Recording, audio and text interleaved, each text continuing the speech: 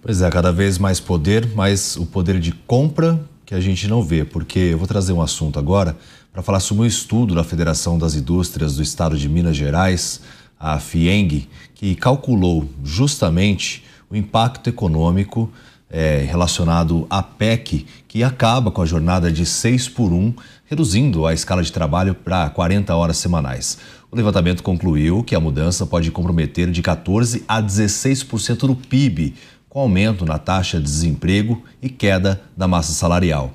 A federação avaliou 2 cenários para fazer os diagnósticos. No primeiro, o país teria redução de jornada sem aumento da produtividade e o resultado desse cenário seria uma perda de aproximadamente 3 trilhões de reais no faturamento das empresas, o fechamento de 18 milhões de postos de trabalho.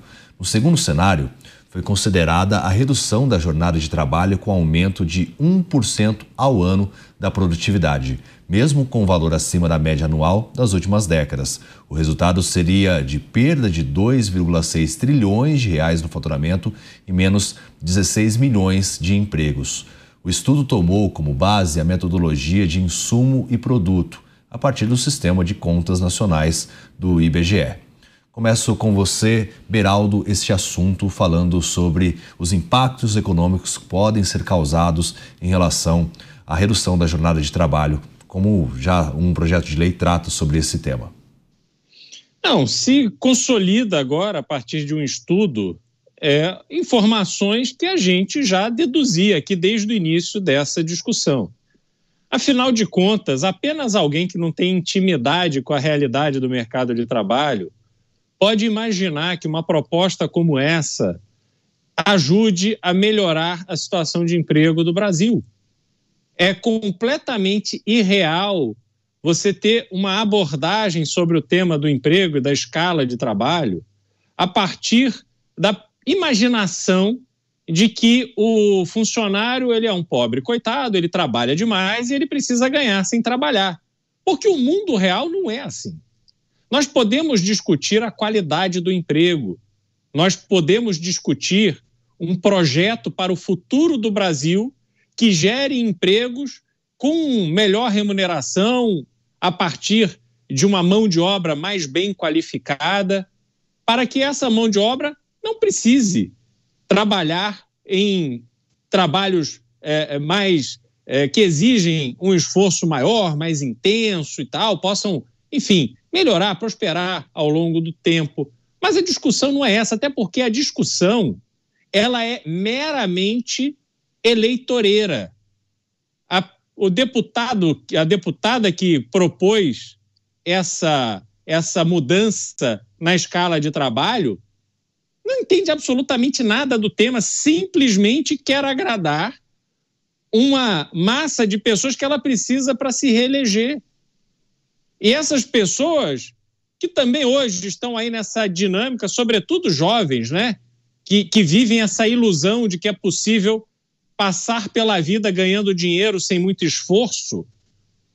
Essas pessoas vão e embarcam. Olha só, ela está nos defendendo, ela está querendo o melhor para nós, mas o sistema não permite. Ela é uma vítima como nós. Vamos votar nela porque ela nos representa. Aí vive esse ciclo onde não há absolutamente nenhuma profundidade na discussão e pessoas absolutamente improdutivas do ponto de vista político são mantidas na cena política e atravam, que atrapalha as discussões a sério no Congresso Nacional. A gente falou mais cedo, David, quais são os temas importantes que o Congresso Nacional vem discutindo. E aí a gente vê que, em razão de figuras que vão propondo essas aberrações, o tempo vai sendo consumido com bobagem e realmente não tem nem tempo, nem disposição, nem competência, nem inteligência, nem talento, nem comprometimento, nem responsabilidade para tratar daquilo que realmente é importante para o país. Ávila. Olha, só uma deputada do PSOL que não sabe fazer conta para propor um projeto desse. O Brasil deveria estar aprovando lei no Congresso Nacional para aumentar a produtividade, para aumentar a competitividade. Esse é um projeto que prejudica a produtividade brasileira, aumenta o desemprego, aumenta a informalidade e destrói empregos de qualidade. Segundo o professor José Pastore, um dos maiores especialistas nesse assunto, ele diz que se essa aberração for aprovada, que vai aumentar em 18% o custo trabalhista, que já é um dos mais caros do mundo. Ou seja, hoje, quando você contrata alguém de carteira assinada, você já paga 100% sobre o salário. Agora vai pagar 112%. Nós vamos quebrar empresas. E aí, tem um outro detalhe que nós não paramos para pensar, que é o impacto que isso vai ter no gasto público, principalmente no governo. Com essa escala, David, sabe o que vai acontecer? Como é que policial vai trabalhar? Como é que enfermeiro vai trabalhar em um hospital? Nós vamos ter que criar um outro turno de policial, outro turno de enfermeiro, de professor. Olha o custo que isso vai ter para os estados e municípios. No momento no qual acabamos de dizer, o governo assumiu publicamente que o Estado brasileiro vai estar quebrado em 2027. É uma vergonha. O Congresso não leva a sério os temas que nós precisamos fazer para melhorar a competitividade, para atrair investimento e não para inibir investimento, geração de emprego. E, por último, essa barbaridade dessa medida teria enorme impacto na Previdência Social. Nós vamos aumentar ainda mais o rombo da Previdência, essa Previdência que vai fazer com que o governo gaste praticamente tudo o que arrecada em gasto de custeio de pessoal, benefícios e aposentadoria. Mota. Um deputado que apresenta um projeto desse é um parlamentar que não está pensando no Brasil, está pensando na sua eleição e está passando uma conta, não é só para nós, é para as próximas gerações. Quando ela não estiver nem mais no parlamento, nós vamos estar pagando o custo da irresponsabilidade. Espero que o parlamento jogue esse projeto na lata do lixo e trate dos assuntos que são realmente importantes para o país. Desculpa, agora sim, Bota. Olha, se eu fosse a oposição, eu aprovaria esse projeto. Eu daria esse prazer à deputada. Vamos aprovar. Porque a minha aposta é que se essa medida entrasse em vigor, as consequências iam ser tão nefastas que nunca mais esse país elegeria um político de esquerda. Nem síndico de esquerda ia se eleger mais nesse país. Uma das características dessa turma, que se chama de socialista, é a ignorância absoluta a respeito da economia.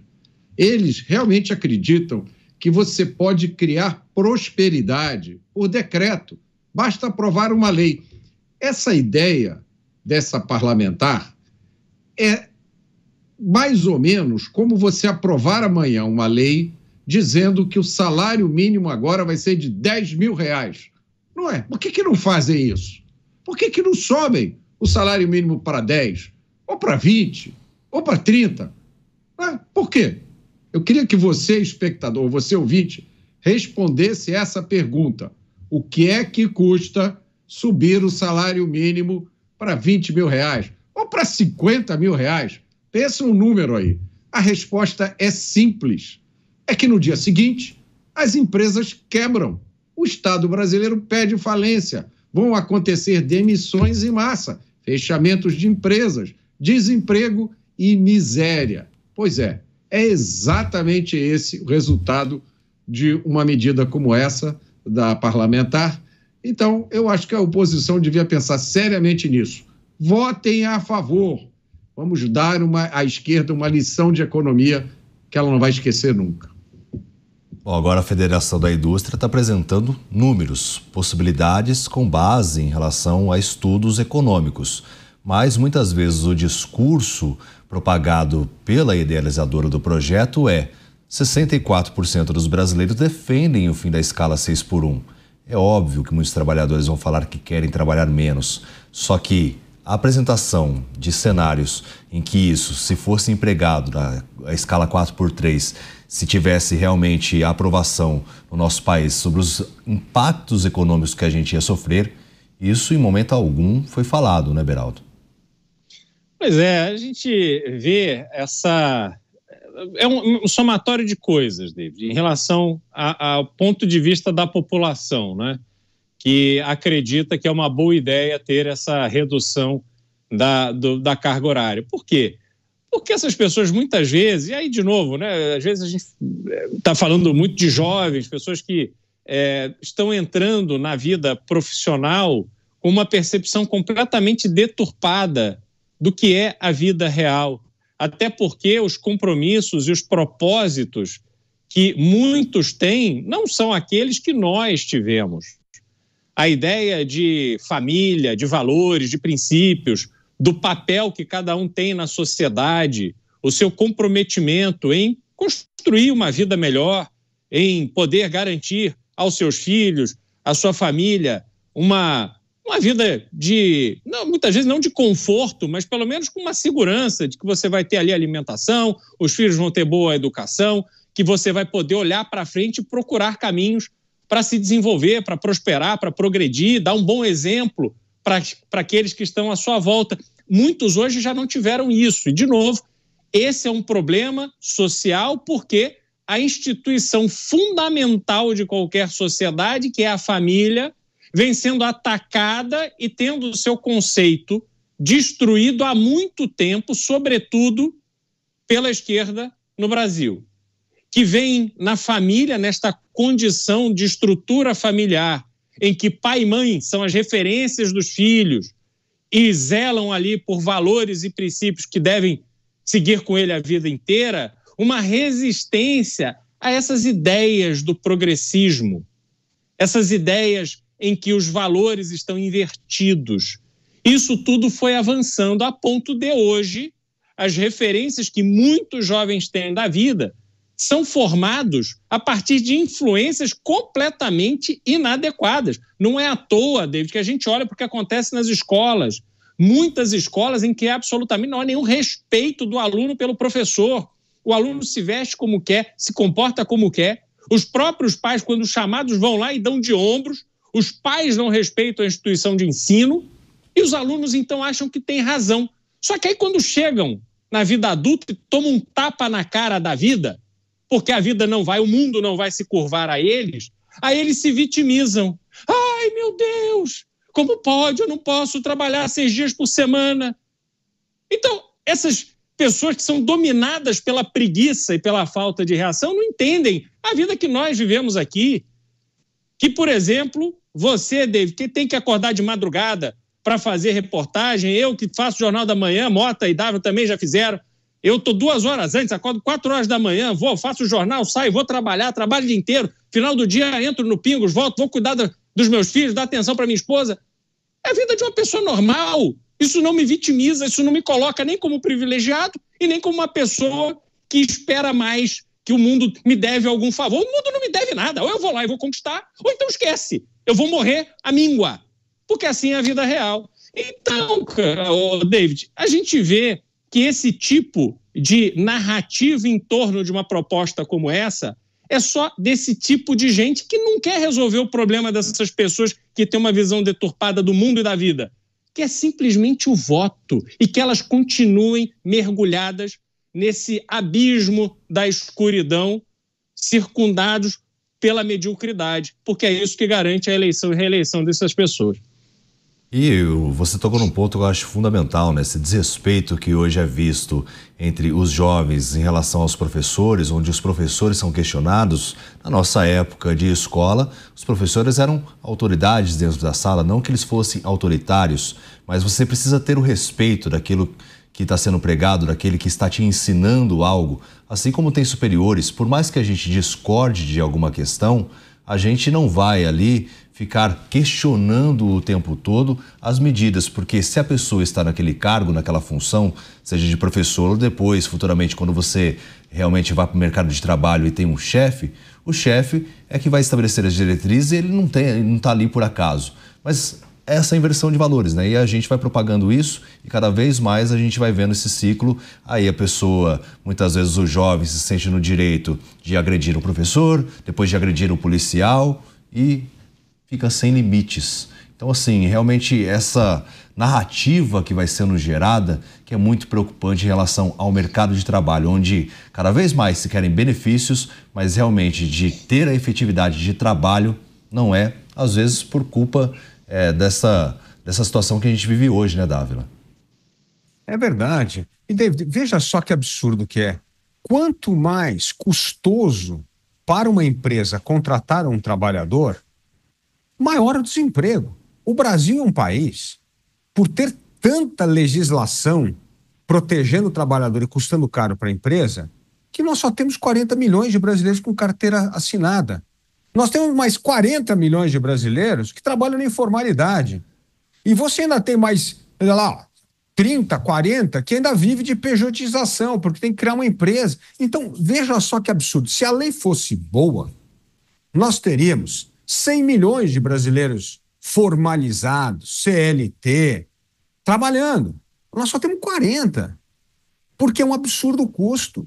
Então, quanto mais custo se colocar para contratar, pior para as pessoas que estão em busca de emprego. Você fez a pergunta ótima, que a pergunta da pesquisa está errada, né? Fala assim, você gostaria de ganhar a mesma coisa e trabalhar menos? Todo mundo vai responder que sim. Agora, pergunte para as pessoas, você está com medo de perder o seu emprego se começar a custar mais caro para a empresa? Ou você prefere manter o seu emprego e ganhar do jeito que está ganhando hoje? Eu garanto que a resposta seria outra. Então, o problema é que todo esse custeio que nós estamos colocando em cima das pessoas que contratam trabalhador só ajuda a aumentar a informalidade. E na informalidade, o trabalhador não tem direito de nada, nada, nada. Ele tem zero direito. Tá certo? Aumenta a informalidade, aumenta o desemprego. E, por último, no caso do setor público, aumenta ainda mais o custo com pessoal e aposentadoria, que é o que está estourando as contas públicas brasileiras. Então, é uma coisa que não faz nenhum sentido. E se as pessoas, como bem disse o Beraldo, se os jovens estivessem aprendendo bem na sala de aula, teriam lido que a história mostra que não tem nenhum país comunista, socialista, que ficou rico, que ganhou produtividade, fazendo o que está fazendo.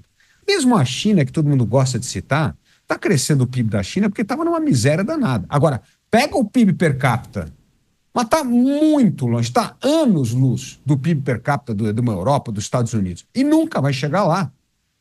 Então, vai ser mais um país que vai ficar perdido nessa armadilha da renda média, a não ser que se torne um país realmente, eminentemente capitalista, que não vai acontecer. Então, são escolhas erradas, baseada na ignorância, baseada na recusa de olhar os dados e fatos da economia e baseado principalmente numa ideologia, numa doutrinação que só leva a pessoa a cometer cada vez mais erros e aprofundar ainda mais a miséria e a desigualdade social nesse país.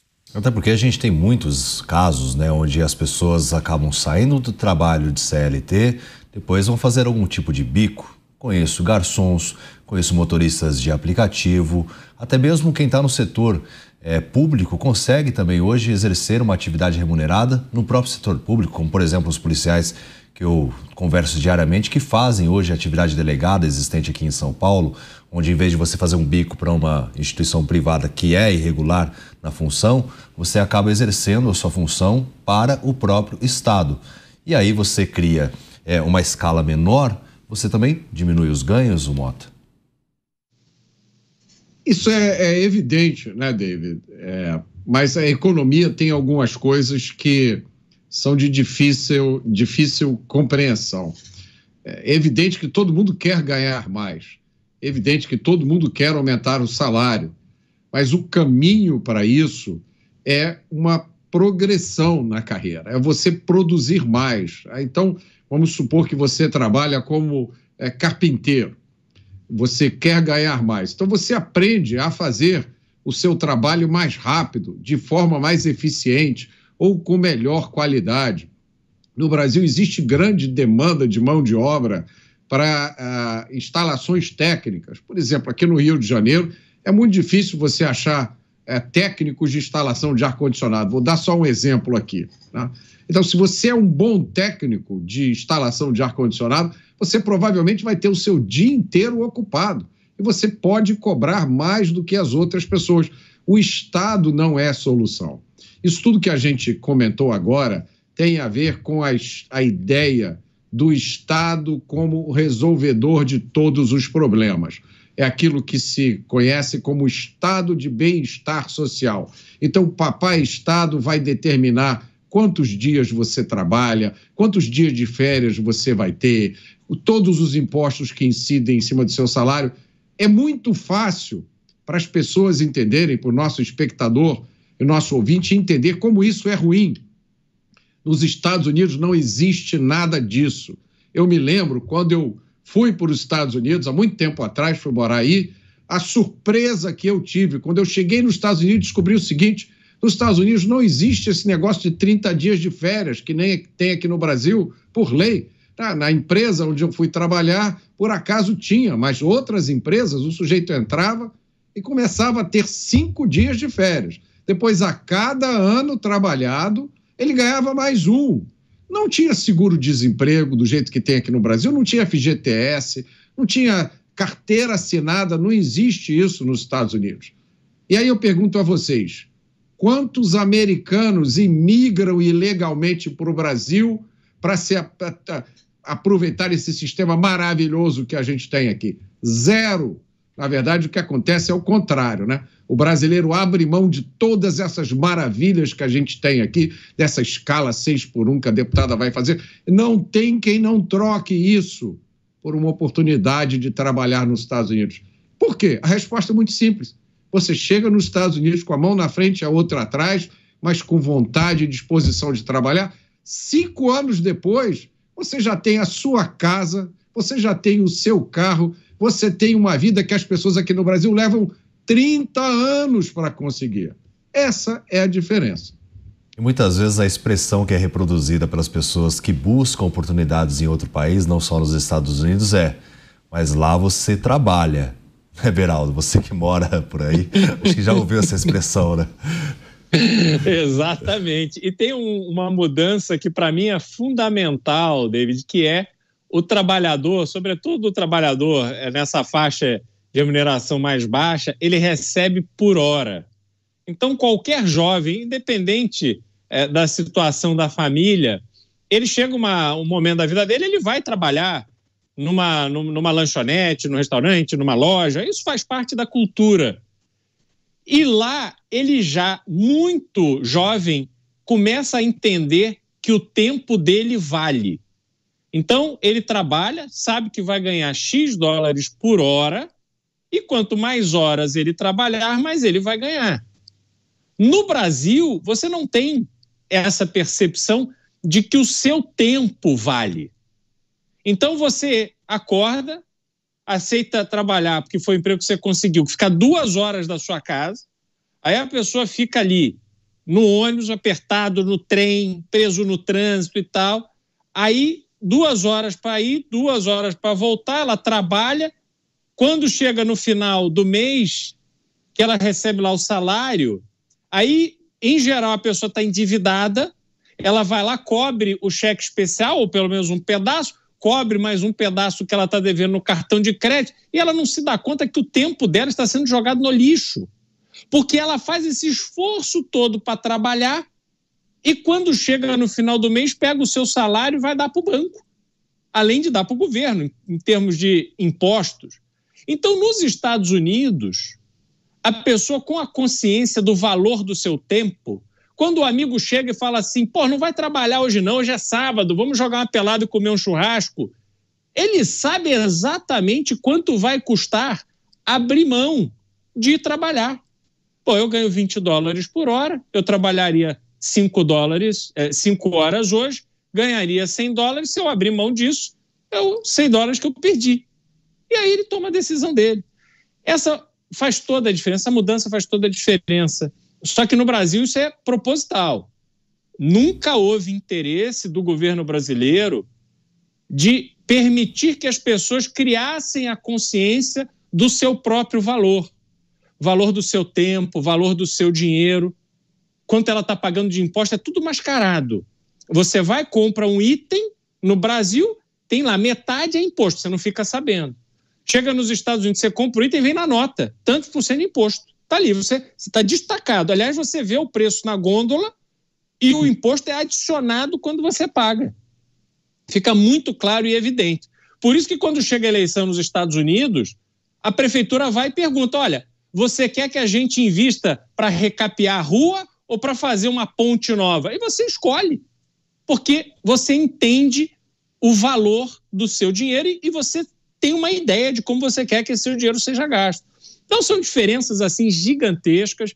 Outra fundamental também, Mota, dessa questão trabalhista é o seguinte, a empresa, se ela for generosa, ela dá 15 dias de aviso prévio. Então a pessoa, se quiser sair, ela tem que cumprir 15 dias. Se a empresa quiser mandar embora, ela dá 15 dias. Paga os 15 dias, tchau, até logo, bênção. A pessoa, se achar que ela foi discriminada, se ela achar que teve alguma situação dentro da empresa, ela vai procurar o órgão responsável e apresentar a sua causa, dizendo o seguinte, olha, o meu chefe me maltratou, me discriminou, seja lá o que for. O órgão responsável vai avaliar se o empregado será ou não autorizado a ingressar na justiça contra a empresa. Então não tem essa noção de que, eu vou trabalhar um pouco aqui, vou fazer corpo mole, porque eu vou ser demitido, aí eu levanto o fundo de garantia, eu recebo seguro-desemprego e daí entro com uma ação com a empresa que eu trabalhei 6 meses para dizer que ela me escravizava. Então, a lógica é completamente diferente. E aí está aí um dos elementos que mostram por que os Estados Unidos é os Estados Unidos, por que o Brasil é o Brasil. E tem muito essa percepção, né? Muitas pessoas não sabem, mas administrei uma indústria farmacêutica e tinham setores específicos onde tinha problema relacionado a isso, porque a pessoa entrava, ficava 1 ano, já ficava de olho nos benefícios que ela ia receber, seguro-desemprego e tudo mais, e a rotatividade era muito alta, então você preparava aquela pessoa, aí saía, tinha que preparar novamente. E a empresa também perde em relação à produtividade, e por mais que você também forneça diferentes benefícios, viu, Mota? É lógico, a gente vê essa diferença expressa na cultura, tá? Eu percebi isso quando eu cheguei nos Estados Unidos, são inúmeras coisas que colaboram para isso, né? E eu vi uma vez alguém dizer que o americano típico, né? Talvez isso tenha mudado um pouco nos últimos anos, mas a cultura americana sempre foi assim. O americano típico acha que ele vai ficar rico. Eu vou começar a trabalhar aqui cortando grama, depois eu vou fritar hambúrguer, depois quando eu me formar eu vou trabalhar em uma empresa para adquirir experiência, depois eu vou abrir a minha empresa. Ele está sempre de olho nisso, né? Eu vou um dia abrir o capital da minha empresa, fazer um IPO e eu vou ficar rico. Qual é o sonho do jovem brasileiro hoje? É passar num concurso público. Mas qual concurso público? Qualquer um. Eu passo primeiro para um primeiro concurso que tiver, eu estudo, passo. Depois, enquanto eu estiver lá naquele emprego, eu estudo para passar por um próximo, depois para passar para outro. Ora, não tem nenhum problema da pessoa ser servidor público. Pelo contrário, o Estado precisa de servidores preparados e eficientes. O problema está quando essa é a opção preferencial de carreira das pessoas. É essa situação em que nós chegamos hoje no Brasil. E que isso se torna uma plataforma política. A gente vê agora o projeto do governo de pagar para que os estudantes estudam.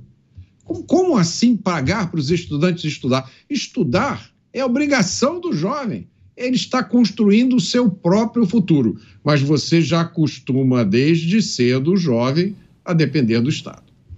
Dávila, vamos arrematar esse assunto? David, você veja a nossa audiência qualificada aqui. Eu acabei de citar o estudo do professor José Pastore, e o professor José Pastore está nos assistindo nos Pingos nos Is, e acabou de me mandar uma mensagem complementar, que é bom a gente compartilhar aqui com a nossa audiência. É o que ele disse, que o sistema 4x3 daria 204 dias por ano para descansar para o trabalhador com remuneração, e apenas 161 dias de trabalho. Nós vamos pagar mais para a pessoa descansar do que para trabalhar. Isso tem bem pinta de projeto de parlamentar. Não é assim que eles ficam lá? Só trabalha de terça a quinta, depois vai embora para casa. Eu acho que eles querem fazer isso, que todo mundo vire parlamentar no Brasil. Ficaram bravos, né, quando houve uma mudança em relação às votações e tudo mais que a gente trouxe aqui.